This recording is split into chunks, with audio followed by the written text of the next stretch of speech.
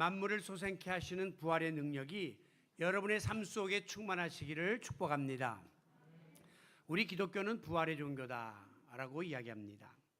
오늘 본문 13절, 16절, 19절에 보면 만일이라고 하는 영어에서 if, 가정법을 쓰고 있어요. 만일 죽은 자의 부활이 없다면, 만일 죽은 자가 다시 살아나는 일이 없으면, 만일 그리스도 안에서 우리가 바라는 것이 다만 이 세상의 삶뿐이면, 이 말은 무슨 뜻이냐면 그렇지 않다는 거죠. 이 세상의 삶뿐만이 아니고 부활이 없는 것이 아니라 부활은 정확한 팩트다, 사실이다 하는 것을 드러내기 위해서 만약에 그렇다면 이라고 만일이라고 하는 가정법을 쓰고 있는 것입니다. 만일 예수님이 죽음에서 부활하지 못했다면 기독교가 2000년 동안 이 땅에 존재할 수도 없었고 교회도 당연히 존재할 수 없었고 저와 여러분은 그 복음을 받아들일 리가 만무하고 지금까지 그 복음을 믿을 리가 없죠. 왜? 부활이 없는, 생명력이 없는 복음을 우리가 믿을 이유가 없는 것입니다. 부활이라고 하는 단어는 신약 성경에 약 104회 언급될 만큼 우리 기독교 신앙의 핵심이다라고 말해도 과언이 아닙니다. 여러 종교가 세상에 있지만은 이제 기독교만이 유일하게 부활 신앙을 가르치고 있습니다. 사도행전 3장에 보면 베드로를 비롯한 수많은 증인들이 부활하신 예수님을 증거했습니다. 그 이유는 그들은 직접 자기 눈으로 예수님을 목격했고 또 다시 살아나신 예수님을 만났기 때문입니다. 부활하신 예수님이 제일 먼저 나타나신 것은 막달라 마리아였어요. 막달라 마리아에게 제일 처음 보이셨고 이 사실을 베드로에게 전했더니 베드로가 와서 예수님을 만나게 되고 그 다음에 엠마오로 가던 두 제자에게 예수님이 다가오셨고 마지막에는 500여 문도가 모여 있는 곳에 예수님이 나타나십니다. 그리고 예수 믿는 사람을 핍박하던 바울에게도 담메색 도상에서 나타나서 부활하신 주님이 만나 주셨습니다. 이와 같이 예수님의 부활은 그저 몇몇 사람이 착각으로 혹은 조작으로 선동으로 만들어낸 이야기가 아니라 여러 증인들이 직접 눈으로 확인한 부인할 수 없는 역사적인 사실임을 믿으시기 바랍니다. 그럼에도 불구하고 죽은 사람이 다시 살아난다? 이런 전례가 없거든요. 그리고 이것은 이성적으로 생리학적으로 불가능한 일이거든요. 그렇기 때문에 오늘날까지도 많은 사람들이 이 예수의 부활을 믿지 못하고 부인하는 일들이 비일비재합니다. 어떤 사람은 교회 나오면서도 사도신경 중에 앞부분만 믿어요. 하나님의 아들 예수에 대해서는 믿는데 그 뒤에 보면 죽은 지 사흘 만에 다시 죽은 자 가운데서 부활했다는 데 대해서는 나는 그건 인정하기가 어렵다. 그렇게 반쪽 신앙을 가진 사람도 있을 정도입니다. 오죽하면 생전에 예수님께로부터 내가 부활할 것이다 라는 사실을 들었던 제자들조차도 예수님의 빈무덤을 부활을 받아들이지 못했을까요? 오늘 우리 손자가 생후 처음으로 예배를 함께 드리고 할아버지 설교하는 모습을 봐서 지금 제가 더 열심히 설교를 하고 있습니다. 그런데 저 손자가 이제 그 미션 유치원에 다니고 있거든요.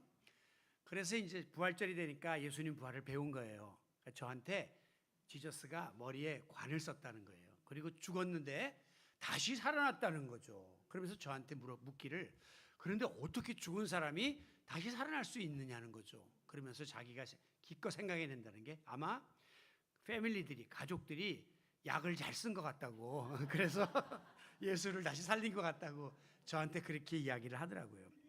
어린아이의 머릿속에도 죽은 사람이 살아난다는 것은 불가능하다라는 인식이 있는 게 정상이에요. 자, 솔직히 예수님께서 제자들에게 내가 죽은 지 사흘 만에 다시 살아날 것이다 라고 말씀했거든요.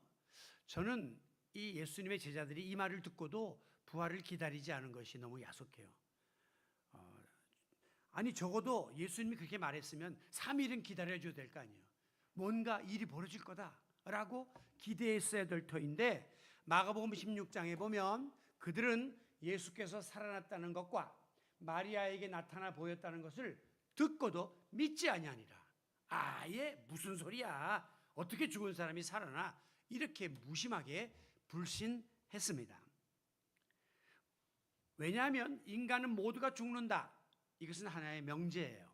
그리고 죽으면 모든 게 끝난다.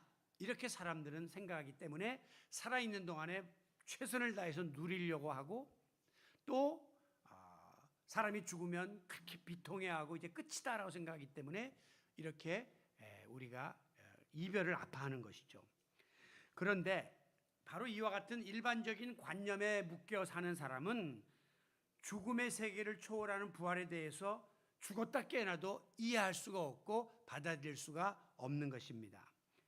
그러나 우리 인간의 사고의 영역을 지배하는 이성, 지식, 과학, 이런 세계를 뛰어넘는 초월적인 세계가 있다는 것을 우리는 믿습니다. 바로 이성을 뛰어넘는 영성의 세계를 믿는 것이 우리 그리스도인들이기 때문입니다. 그러므로 신앙생활을 우리가 지금 하고 있는데, 우리의 신앙생활은 물질 세계 그리고 일반적인 고정관념이나 가치관의 영역을 뛰어넘는 그런 초월적 믿음 생활을 지금 우리가 하고 있는 거예요. 안 믿는 사람은 눈으로 보고 귀로 듣고 손으로 만져야만 내가 믿을 수 있다라고 하는데, 이거는 믿음이 아니고 사실 확인이에요. 우리 그리스도인들은 육신의 눈을 뛰어넘는 믿음의 눈을 가지고 이와 같이 부활과 같은 일반인들이 이해 못하고 인정할 수 없는 세계까지도 받아들이고 믿을 수 있기를 원합니다. 그래서 그리스도인들은 영적인 존재로 살아가고 있기 때문이에요. 오늘 본문 12절에 보면 그리스도께서 죽은 자 가운데서 다시 살아나셨다 전파되었거늘 너희 중에서 어떤 사람들은 어찌하여 죽은 자 가운데 부활이 없다 하느냐라고 책망하고 있습니다. 그러면서 답하기를 17절 그리스도께서 다시 살아나는 일이 없으면 너희 믿음도 헛되고 너희가 여전히 죄 가운데 있을 것이다 라고 말씀하고 있죠. 다시 말해서 우리가 아무리 교회 오래 다니고 신앙의 연조가 깊다 할지라도 이 부활의 확신이 없으면 그냥 교회 문을 들락날락한 것일 뿐, 여러분들이 수박 겉핥기 믿음에 그치게 된다는 거예요. 수박은 겉을 백날 핥아봐야 아무 맛이 없습니다. 그걸 쪼개서 그 속에 있는 빨간 속살을 먹고 즙을 마실 때 수박의 진가가 발휘되는 것처럼, 여러분이 부활신앙을 믿지 않고 만약에 교회 다닌다면 그냥 껍데기 종교생활을 하는 것이지 진정한 믿음의 생활이라고 말할 수 없는 것이죠. 아무쪼록 이 예수 그리스도의 부활에 대한 불신의 요소를 집어던지고 확고한 부활신앙 위에 견고하게 서서 우리 주님이 보여주신 부활의 진리 가운데 거하는 성도 여러분들이 되시기를 바랍니다. 자, 그런데 이렇게 의심 많던 제자들이 어떻게 부활신앙을 지닐 수 있게 되었을까?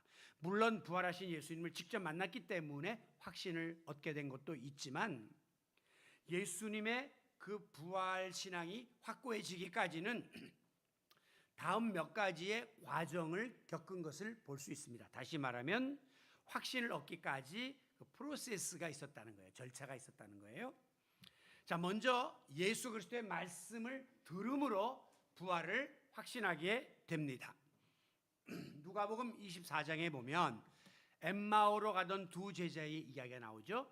예수님이 죽었다라고 하는 사실을 알고 낙심에 빠진 나머지 두 제자가 엠마오로 내려가고 있었는데 그 옆에 어떤 사람이 따라 붙었습니다. 바로 부활하신 예수님이었어요. 제자들은 몰랐죠. 그래서 그 사람이 성경에 쓰여진 바 자기 자신에 관한 것을 자세히 설명해 주었습니다. 하나님의 말씀이 들린 것이죠. 그러자 이 제자들이 나중에 눈이 밝아지면서 예수님을 알아보게 된 거예요. 그때 비로소 제자들이 옆을 보니까 옆에 계시던 예수님이 보이지 않았습니다. 그때 제자들이 서로 말하기를 그분이 길에서 우리에게 말씀하시고 성경을 풀어주실 때 속에서 마음이 뜨겁지 아니하더냐, 바로 그분이 예수 그리스도였다라는 사실을 깨닫게 된 것이죠. 예수님이 하신 이야기는 자신에게 쓰여진 성경을 풀어주었던 거예요. 하나님의 말씀을 들려주었던 것이죠. 로마서 10장에 보면 믿음은 들음에서부터 나고 들음은 하나님의 말씀에서부터 난다라는 구절이 있습니다. 여러분이 성경 말씀 많이 읽으세요. 그리고 말씀을 많이 들으세요. 그리고 말씀을 많이 묵상하세요. 그리고 말씀을 아멘으로 받아들이시면 여러분의 마음속에 부활신앙이 견고하게 자리 잡게 될 줄로 믿습니다. 다음으로 이제 부활을 확신하려면 예수님과 대화함으로 부활에 대한 확신이 생기게 돼요. 엠마오로 가던 두 제자가 길을 가면서 서로 주고받던 이야기가 뭐냐라고 예수님이 묻습니다. 그러니까 이제 제자들이 예루살렘에서 있었던 이야기를 하면서 예수님과 대화를 하기 시작했어요. 주님과 대화를 나눌 때에 그들은 비로소 그 대화 속에 담겨 있는 진리를 깨달으면서 부활을 확신하게 된 겁니다. 오늘 이 시대에 하나님과의 대화는 바로 기도예요. 여러분이 다른 사람과의 대화를 통해서 그 사람의 생각도 알게 되고 처지도 이해하게 되고 그 사람의 입장도 다 알 수 있는 것과 같이 우리가 기도를 통해서 하나님의 뜻을 알게 되고 하나님이 우리에게 보여주신 부활의 진리도 깨달을 수 있게 되는 것입니다. 그러므로 말씀 생활과 더불어 기도 생활에 힘쓸 때에 여러분의 부활신앙이 더욱더 견고해지는 귀한 자리에 나아갈 수 있게 될 것입니다. 세 번째로 여러분의 부활신앙이 확고해지려면 간절히 사모하는 마음을 가져야 돼요. 엠마오로 가던 두 제자는 자기들 곁에서 말씀을 풀어주던 그분이 이제 떠나려고 하자 강권하여 이르되 우리와 함께 유하사이다 라면서 붙잡았어요. 강제로 붙잡으면서 우리하고 좀 같이 좀 있으면서 더 많은 말씀을 해주세요 라고 간절하게 사모하는 마음을 지녔던 것이죠. 마침내 예수님께서 그들과 함께 식사를 하시면서 떡을 떼어 주실 때에 이분이 부활하신 주님이구나 하는 것을 깨닫게 되었습니다. 잠언 8장 17절에 보면 나를 간절히 찾는 자가 나를 만날 것이다 라고 했고요. 예레미야 29장 13절에 보면 너희가 전심으로 나를 찾고 찾으면 나를 만나리라 했습니다. 우리의 신앙생활은요, 우리가 간절하게 마음을 품는 만큼 진전이 있게 돼 있어요. 간절히 구하는 만큼 우리에게 응답이 주어진다는 것이죠. 부활신앙에 대해서도 사모하는 마음을 가지고 하나님을 찾고 주님을 찾고 부활의 주님을 만나기를 사모할 때에 우리 주님께서 우리에게 다가오셔서 우리를 만나 주실 줄로 믿습니다. 그리고 마지막에 이 부활신앙을 확고히 하려면 뭐니 해도 성령이 우리 가운데 임재하심으로 확증해 주셔야 한다는 거예요. 에베소서 1장 17절에 보면 영광의 아버지께서 지혜와 계시의 영을 너희에게 주시고 마음의 눈을 밝히 띄어주심으로 하나님을 알게 해주시기를 구하라. 그런 말씀이 나와요. 우리가 예수님을 알고 하나님을 알려면 영적인 눈이 밝아져야 된다는 거예요. 그런데 그 계시의 영을 우리 하나님께서 우리에게 주신다. 바로 이 계시의 영이 The Holy Spirit, 성령이에요. 하나님의 영이 임할 때 우리의 눈이 밝아지면서 부활의 주님을 만나게 된다는 것입니다. 여러분이 육신의 눈으로 성경을 보고 인간적인 눈으로 부활을 이해하려고 하면 백날 죽었다 깨어나도 부활은 여러분에게 믿음으로 다가오지 않습니다. 그러나 하나님이 주시는 진리의 영, 성령이 우리의 마음의 눈을 열어주실 때에 우리의 눈을 덮었던 불신의 비닐이 떨어지면서 신비의 세계가 보이게 되고 우리 하나님의 말씀이 깨달아지는 역사가 나타나게 될 줄로 믿습니다. 여러분, 의심 많던 제자들이 부활의 확신을 갖게 된 결정적인 사건이 있습니다. 그게 바로 오순절 성령 강림 사건이에요. 그 전에까지만 해도 예수의 부활을 긴가민가 믿지 못했던 제자들에게 하나님의 영이 임하시니까 불확실했던 신앙이 확고해지면서 부활 신앙이 그들에게 임하게 되었습니다. 그러면서 그들은 복음을 들고 강력한 증인으로 탈바꿈하게 되어서 각지로 흩어져서 복음을 전하게 되었던 것입니다. 아무쪼록 우리 모두도 관념적인 신앙의 자리에서 벗어나서 위로부터 임하는 성령의 충만함을 덧입음으로 부활의 주님을 여러분이 개인적으로 직접 만나는 그런 체험적 신앙을 소유할 수 있기를 원합니다. 예수의 부활이 가장 우리에게 가져다주는 큰 의미 중에 하나는 인간에게 있어서 최대의 난제였던 이 죽음의 문제를 극복할 수 있게 되었다고 하는 것입니다. 오늘 본문 19절에 보면 만일 그리스도 안에서 우리가 바라는 것이 다만 이 세상에서의 삶뿐이면 모든 사람 가운데 우리가 더욱 불쌍한 자이다 라고 말씀했습니다. 이 세상에서의 삶, 이 말은 세상 이후에 내세의 세계가 있다는 것을 우리들에게 밝혀주는 말씀이죠. 이어지는 말씀을 보면 그리스도께서 죽은 자 가운데서 다시 살아나사 잠자는 자들의 첫 열매가 되셨도다 라고 하면서 이 잠자는 자는 죽는 상태에 있었던 사람들이 다시 살아나는 그 첫 번째 케이스가 되었다고 밝히고 있습니다. 여러분, 모든 사람은 죽습니다. 죽으면 끝이다 라는 것이 일반적인 관념이었는데 지금까지 없었던 일이 예수의 부활을 통해서 나타나게 되었습니다. 죽었다가 살아났다는 거예요. 그래서 잠자는 자들의 첫 열매가 되었다고 성경은 기록하고 있습니다. 여러분, 첫 열매라는 것은요, 우리가 나무를 심고 첫 번째 과실을 따면 어떤 확신이 오냐면 내년에 또 열매가 맺히겠구나, 계속 열매를 딸 수 있겠구나라는 확신이 주어진다는 거죠. 우리가 땅에서 고구마를 캐다 보면 고구마가 하나 보이기 시작하면 줄줄이 줄기를 따라서 고구마가 나오겠구나라고 하는 믿음이 생기는 것입니다.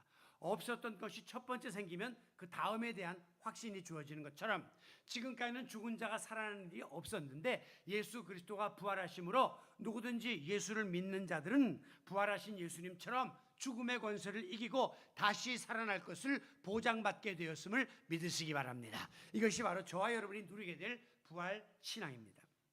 그러므로 부활을 믿는 자에게 죽음은 더 이상 끝이 아니에요. 또 다른 시작일 뿐입니다. 부활은 마침표가 아니에요. 쉼표예요. 한번 쉬고 그 다음 문장으로 이어진다고 하는 것이죠. 염세주의적인 철학자 중에 케고르라는 사람이 있었습니다. 이 키에르케고르는 뭐라고 인생을 말했냐면, 인생은 사형 온도를 받은 사형수들이 감방에 갇혀 있다가 한 사람씩 자기 이름을 부르면 형장으로 끌려가는 모습을 보면서 자기 순번을 기다리는 것과 같다라고 했습니다. 사형수들이 감방에 모여 있습니다. 갑자기 간수가 와서 35번 그러면 그 사람 끌려가서 다시는 돌아오지 않아요. 형장의 이슬로 사라진 거죠. 마찬가지로 우리가 지금 이 사는 인생살이는 다 사형수들이 자기 사형 날짜만 기다리는 것 같이 언젠간 나도 죽는구나, 내 번호가 언제 불려지냐, 이걸 기다리고 있는 것 같다고 아주 염세적으로 인생을 보았어요. 제가 전에 모시던 그 원로 목사님, 그때 거의 70 후반쯤 되셨을 것 같은데 그렇게도 안 됐네요. 65세쯤 됐을 텐데 그 목사님이 굉장히 몸이 좀 노쇠하셨어요. 그래가지고 주변에 이제 돌아가는 친구들이 자꾸 생기기 시작하니까 저보러 신 목사님, 나는 장례식에 가는 게 싫어, 그렇게 말씀해요. 왜요? 나랑 같이 목회하고 또 이렇게 그 신학교 다니고 하던 친구들이 하나씩 둘씩 가는 그 현장에 가면 다음 순번은 나구나 하는 생각이 자꾸 나가지고 거기 가기가 두렵다고 말씀하는 이야기를 들은 적이 있습니다. 그러나 여러분, 그런 비관적인 생각을 가질 필요가 없어요. 왜? 예수 그리스도가 죽은 자 가운데 3일 만에 다시 살아나심으로 더 이상 죽음은 끝이 아니다. 죽음 이후에 영생으로 이어지는 과정이요, 천국으로 들어가는 관문이다 라고 확증해 주셨기 때문입니다. 예수님은 나는 부활이요 생명이니 나를 믿는 자는 죽어도 살겠고 무릇 살아서 나를 믿는 자는 영원히 죽지 아니하리라 라고 말씀하면서 부활의 첫 열매인 예수를 믿기만 하면 사망 권세를 이기고 부활함으로 영생을 얻을 것을 약속해 주셨습니다. 영국의 더럼이라고 하는 주가 있는데요, 한 번은 거기에 있는 석탄 광산에 갱도가 붕괴돼 갖고 광부 164명이 다 죽은 비참한 사건이 있었습니다. 구조대가 도착해서 갱도 밑으로 들어가서 이제 가보니까 전원 다 사망해 있었어요. 그런데 그들이 판자에 써 있는 글을 발견하게 됩니다. 이렇게 써 있었어요. 주님은 우리와 함께 하셨습니다. 우리는 영원한 영광에 들어갈 준비가 되어 있습니다. 주여 우리를 축복하소서.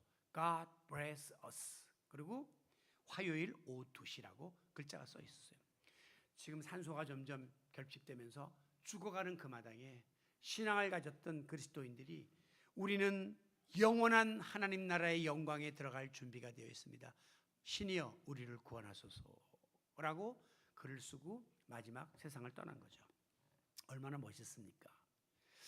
5월이 되면 저는 아버님과 어머님의 기일이 다 한 주일 어간에 있어서 이제 추도 예배를 드리는데, 금년이 우리 아버님 돌아가신 지 19주기입니다.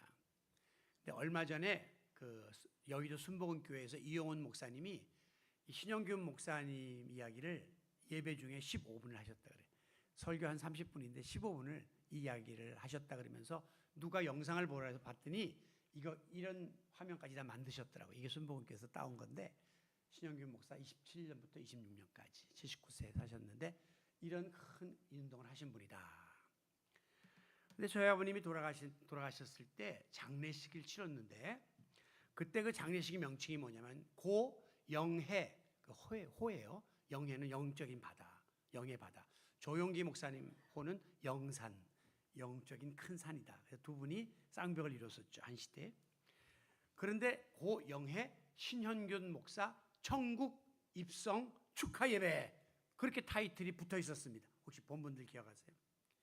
사람들이 이 뭔 소리요? 그냥 장례식, 추도 예배, 아니면 뭐 장례 예배 이렇게 붙이 누가 천국 입성 축하 예배라니 장례식을. 그런데 맞는 이야기예요. 왜? 오늘 그리스도인의 삶은 여기에서 79세, 80세, 90세로 끝나는 것이 아니라 천국의 소망이 있기 때문에, 그동안 수없이 많은 복음의 씨를 뿌렸기 때문에 하늘나라에서 큰 상급이 기다리고 있으니 천국 입성 축하해드리는, 보내드리는 그런 예배를 드렸던 것입니다.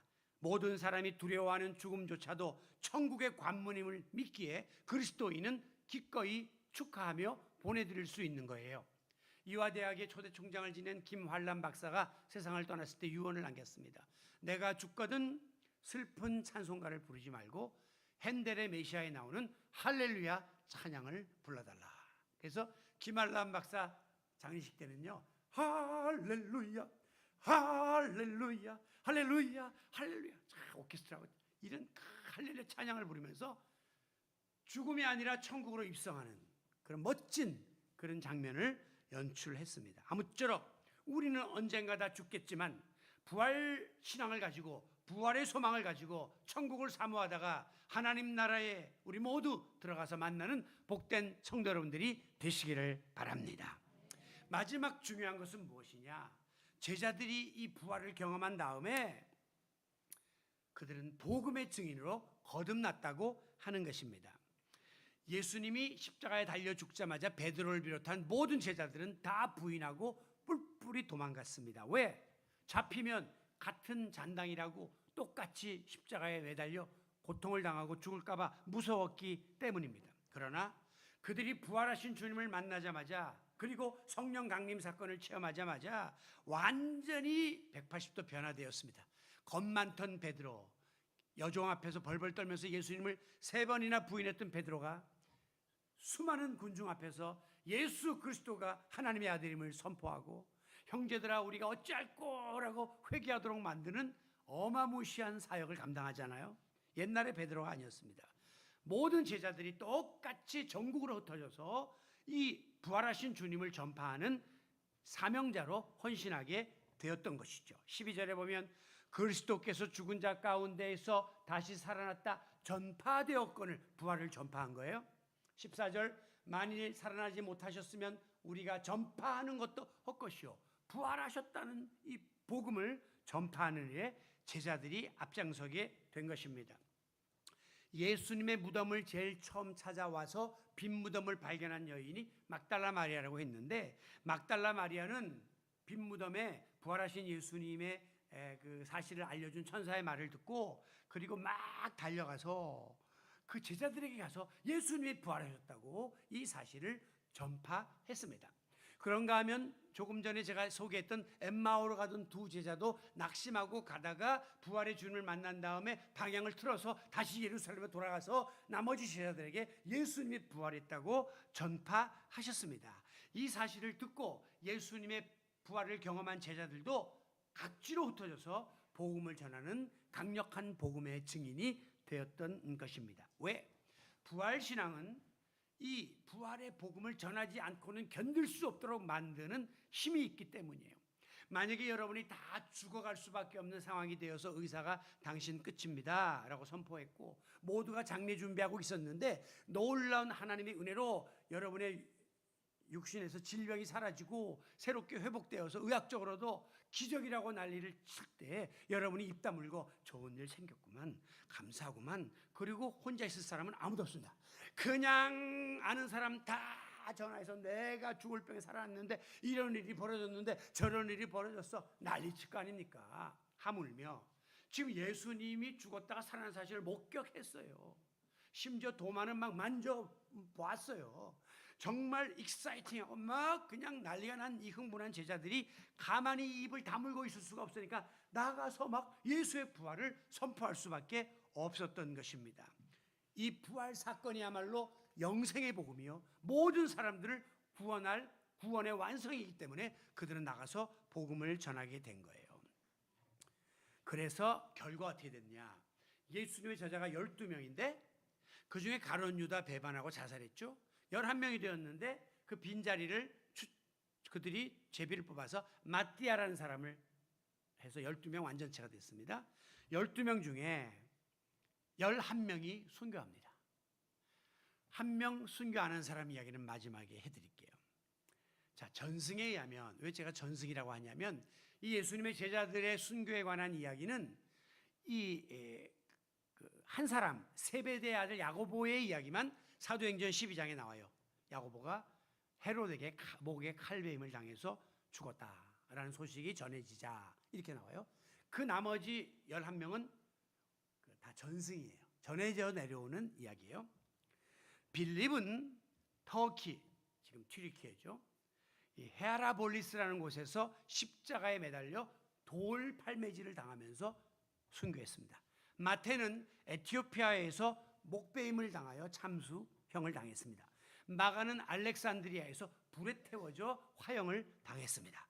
알페의 아들 야고보는 예루살렘 성전 꼭대기에서 떠밀려 갖고 낙상을 해서 죽었습니다.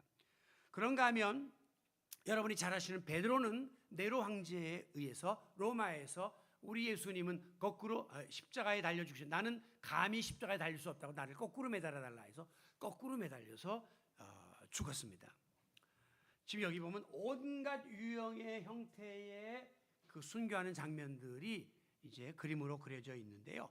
베드로의 동생 안드레는 그리스에 가서 X자형 십자가에 이렇게 매달려 죽었습니다. 이게 아니고 이렇게 X자로. 바돌로메는 아르메니아에서 피부 껍질을 다 뺏겨진 채 처참하게 죽었습니다. 특히 도마, 예수님 만져보기 전에는 모르겠다 이러면서 부인하려고 했던 도마는요 인도까지 갑니다. 유대 나라 인도까지 가가지고 창에 찔려 죽습니다. 지금도 인도에 가면 도마의 무덤이 있습니다. 그런가 하면 시몬은 이집트에서 활에 맞아 죽고 다데오는 페르시아에서 십자가형으로 죽었으며 가룟 유다 대신 뽑힌 마띠아는 에티오피아에서 돌에 맞아 죽었습니다. 그 당시에 사람 때려 죽일 수 있는 모든 수단들, 십자가형, 창에 찔려 활에 맞아, 돌에 맞아, 껍데기 벗겨, 뜨거운 불에 던져 화형, 온갖 방법을 통해서 그들은 한결같이 다 복음의 증인으로 순교했습니다. 왜? 부활신앙이 있었기 때문에. 예수님 살았다는 확신이 없으면 절대 그렇게 죽지 않죠. 다 도망가죠. 그러나 부활의 주님을 통해서 내세의 소망을 가졌기 때문에 그들은 순교의 제물이 될 수 있었던 거예요. 자, 그런데 한 사람 순교 안 한 사람이 있다 그랬죠. 그게 바로 사도 요한이에요. 요한은 물론 로마 황제 도미티안 때 요한도 순교의 자리에 들어갔습니다. 그래서 끓는 물에 요한을 집어넣었어요. 솥에다가. 근데 요한이 멀쩡하게 살아난 거예요. 그러니까 어떻게 하지 못해서 그를 반모섬으로 유배를 보냈습니다. 그래서 요한은 거기에서 요한계시록, 주님께로부터 계시를 받았고 요한계시록을 기록한 다음에 그는 자연사 했어요. 요한 빼놓고는, 요한도 순교의 자리에 나갔던 사람이죠. 그러니까 전체가 다 순교의 제물이 된 것을 볼 수가 있습니다. 여러분, 부활신앙은요, 핍박이 두렵지 않고 죽음이 무섭지가 않습니다. 초기 교회 교부 중에 크리소스톰이라는 사람이 있었는데 그는 황제로부터 그리스도를 포기하라는 압력을 받았습니다. 거절했습니다. 독방으로 집어넣어. 크리소스톰은 독방에 들어갔습니다. 그런데 독방에 가서 크리소스톰이 이렇게 외쳤습니다. 나에게 이렇게 혼자 있을 수 있는 기회를 주시니 너무 감사합니다. 이제 나와 주님과 개인적인 교제를 통해서 내가 기도를 많이 할 수 있어서 감사합니다. 이 사실이 황제에게 들어가니까 야, 일반 병실에 감방에 집어넣어. 일반 감방에 들어갔습니다. 또 감사합니다. 여기는 많은 죄수들이 있어서 감사합니다. 그들에게 복음을 전할 수 있으니 너무 감사합니다. 야, 저는 목을 베어버려 그랬습니다. 그랬더니 감사합니다. 상급 중에 최고의 상급은 순교입니다. 나를 순교의 제물이 되게 하시니 감사합니다. 그때 황제가 뭐라고 탄식한지 아십니까? 이놈을 도대체 어떻게 해야 좋단 말인가? 감방에, 독방에 넣으면 주님과 교제해서 좋아, 일반 감방에 넣으면 전도해서 좋아, 순교시키려니 상급이 크다 그래. 황제가 탄식하는 그런 내용이 기록되어져 있습니다. 그리스도인 부활신앙을 가진 자들에게 두려움이 없습니다. 여러분, 부활신앙을 소유했습니까? 여러분의 삶이 세상의 목적이 있는 게 아닙니다. 너무 여기다가 집착하지 마시고 여기에 많은 것을 쏟아붓지 마십시오. 이거는 일정한 기간 동안 내가 관리하다가 다 놓고 가야 될 것이고 내가 즐기다가 그냥 가야 될 터전의 놀이터에 불과한 것입니다. 여러분, 오늘 여러분에게는 부활신앙이 마음속에 다시금 새롭게 자리매김할 수 있기를 원합니다. 여러분의 마음속에 이 세상적인 가치를 뛰어넘는 영적인 절대 가치가 소유되었기 때문에 이 땅에서의 삶에 연연하지 마시고 하늘나라의 삶을 사모하며 바라시기 바랍니다. 여러분, 오늘 만약에 우리가 부활의 신앙을 지니지 못했다면 우리는 그냥 눈에 보이는 세상살에 연연하다가 이 몸뚱어리 하나 행복하고 즐겁고 우리 식구들 잘 먹고 잘 사는 일에 전념하다가 마지막에 죽음이 두려워서 비참하게 그렇게 우리가 죽을 수밖에 없을 겁니다. 그러나 오늘 저와 여러분에게는 부활신앙이 심겨졌기 때문에 우리는 예수 그리스도께서 사망 권세를 이기고 부활하셨음을 믿고 고백하십시다. 이 확고한 부활신앙을 가지면 죽음도 두렵지 않고 초월적인 신앙을 가지고 모든 것이 새롭게 소생하는 부활의 능력을 여러분의 삶 속에서 체험할 수 있게 될 줄로 믿습니다. 여러분이 지금 침체된 부분이 있습니까? 어려운 부분이 있습니까? 부활신앙으로 무장할 때에 여러분의 관계도 회복되고 경제도 회복되고 건강도 회복되고 믿음도 회복되는 다시금 부활하는 역사가 우리에게 축복으로 있어질 줄로 믿습니다. 아울러 우리에게 책임과 사명이 있다면 이 놀라운 부활의 소식을 알지 못해서 죽어가는 영혼들에게 내가 입을 열어 그들에게도 주님이 다가가시고 그들에게도 내게 그랬던 것처럼 부활신앙이 심어지도록 강력하게 복음을 증거하며 살아가는 부활의 증인들이 다 되시기를 부활이요 생명이신 예수 그리스도의 이름으로 축원합니다. 아버지 하나님 감사합니다. 부활절 아침 우리에게 다시 한번 부활신앙의 부활을 허락해 주시니 감사합니다. 주님의 부활을 믿기에 오늘도 주님 앞에 나와 영광 돌리며 예배합니다. 주님의 부활은 우리의 삶을 변화시킬 것이고 우리에게 영생의 소망을 허락하시며 우리로 하여금 부활의 증인이 되도록 만들어 주실 줄로 믿습니다. 그렇게 부활신앙으로 무장하고 부활의 소망을 가지고 살다가 하나님 나라의 영원한 세계에 들어가는 영생의 주인공들이 되게 하여 주옵소서. 예수님의 이름으로 기도하옵나이다. 아멘.